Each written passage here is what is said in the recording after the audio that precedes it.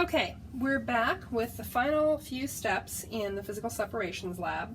So we've allowed the material that was in the sample, we've dissolved, hopefully, all of the salt, and we've run that combination through a filter.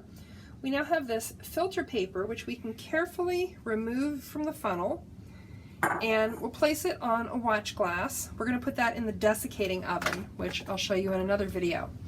Now I have this filtrate, which should contain water and salt, and I'm going to need to evaporate the water off of the filtrate. So again, I'm going to get out my hot plate and I'm going to turn it up until I see the water start to vaporize. So I think we'll probably do that as a time-lapse video, because there's nothing quite as boring as watching water boil. Literally watching water boil.